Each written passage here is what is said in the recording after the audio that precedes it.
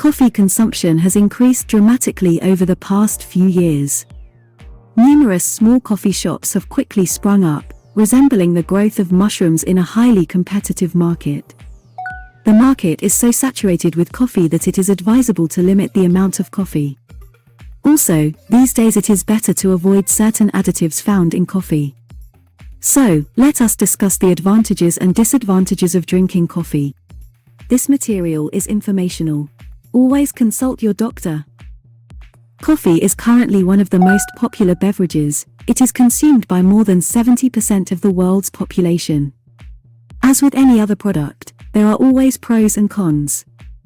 Recent scientific studies have shown that natural coffee beans contain a significant amount of antioxidants that have a positive effect. Consequently, people who consume coffee are less prone to cardiovascular diseases and cancer.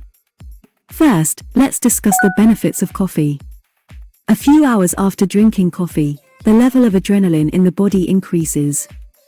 This has a minimal effect on carbohydrate metabolism, but it improves skeletal muscle function by delivering oxygen faster and utilizing energy stores more efficiently. Scientists claim that coffee aids in the breakdown of fat by releasing fatty acids into the cells, thus providing additional energy. Moreover, coffee is a rich source of antioxidants, similar to fruits, berries, vegetables, and tea. Antioxidants help the body eliminate free radicals, preventing oxidative stress, which is a major cause of premature aging and cancer. By removing free radicals from the body, antioxidants protect cells from damage caused by these radicals. The more antioxidants we consume with food, the better protected our bodies are. For example, 1 cup of coffee contains about 1,000 milligrams of antioxidants, which is a quarter of the recommended daily dose. Before we discuss how to determine the appropriate dose of coffee, let's delve into the potential negative effects of overconsumption. Coffee also contains essential macro and micronutrients such as potassium, calcium, manganese, magnesium, iron, phosphorus, and others. It also contains 30 organic acids and tannins. When consumed in appropriate doses, coffee increases mental and physical performance, fights fatigue and sleepiness. However, it is important to note that it is almost impossible to determine the correct dose of coffee, as the effects of caffeine vary from person to person and depend on the type of nervous system. Even small and short-term excessive consumption of caffeine can lead to exhaustion, nerve cell damage, and impaired body functions. If you experience these symptoms when drinking coffee, it is recommended that you stop drinking it regardless of your genetic background. The first negative symptom is sleep disturbance and generalized anxiety if you have severe anxiety and panic attacks. In addition, there may be mild irritability if you cannot sleep for a long period of time or wake up in the middle of the night. To solve these problems, it is advisable to eliminate coffee from your diet. Normalizing your condition is important, and no one should consume coffee after 4 p.m., as it can cause our body to release the stress hormone cortisol. Regardless of your genetics, it is best to avoid drinking coffee in the morning on an empty stomach, as it can irritate the gastric mucosa. In addition, it should be noted that coffee, like black tea, should not be consumed with meals, as it contains tannins that interfere with the absorption of nutrients during digestion. If you do choose to drink coffee, it is recommended that you do so at least an hour or an hour and a half after a meal, regardless of your genetics. It is important to remember that coffee is addictive, as drinking it regularly can have an effect on our nervous system. You may need to continually increase the dosage to achieve the desired effect.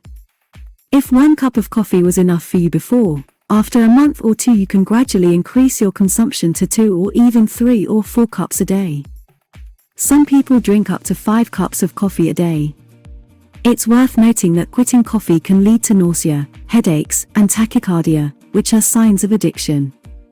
If you notice that you are steadily increasing the number of cups you consume, it is recommended that you stop drinking coffee and completely eliminate it from your diet. Within 1 to 2 weeks, the effects of coffee should completely disappear. It is also not recommended that individuals who have elevated blood chemistry values such as ALT and AST should not drink coffee, as caffeine can accumulate in liver tissue more than twice as much as normal. This information is especially important for women taking oral contraceptives. They should either avoid coffee or consume it very moderately.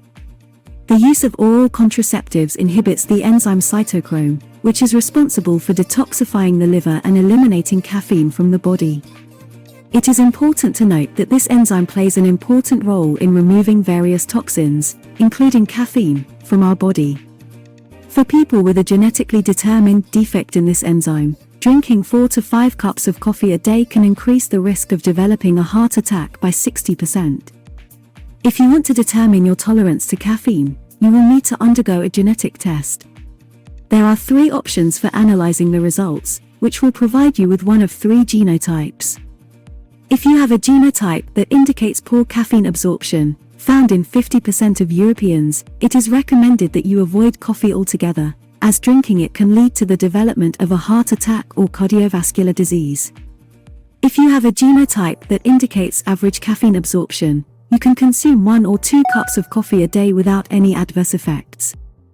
If you have a genotype that indicates high caffeine absorption, you are in luck and can drink 3 or 4 cups of coffee to benefit from its antioxidant properties.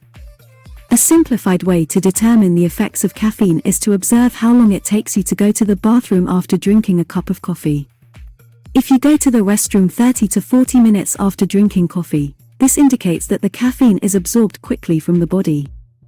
This is because caffeine is converted in the liver into dimethylxanthine, which has a diuretic effect. The rapid absorption of caffeine can lead to dull skin, redness, rashes, puffiness, and bags under the eyes. To cope with these effects, it is recommended to adjust your diet. Ideally, by taking a genetic test, you will be able to determine if you should consume coffee, when it is best to do so and in what quantity. Scientists recommend drinking coffee at a time when it does not interfere with our hormonal regulation and when it is most needed.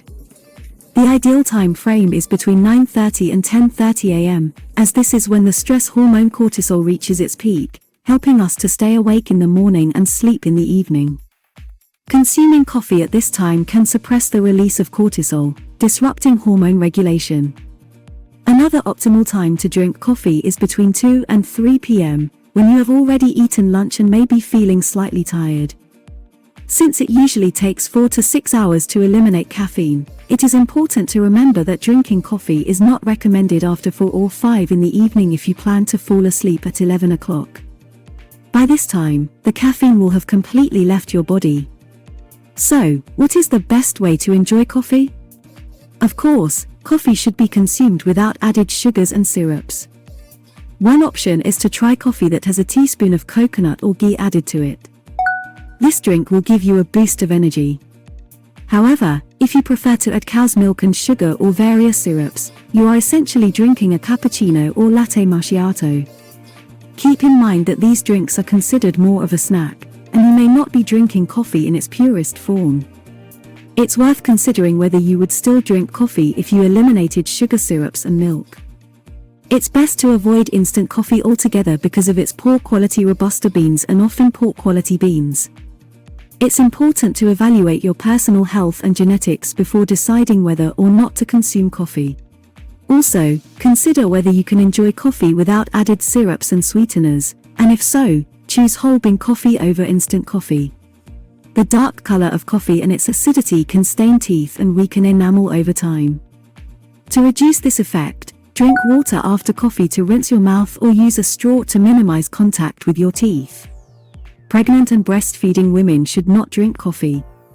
Incorporating coffee into your daily life can indeed provide many benefits, from improved cognitive function to potential protection against disease.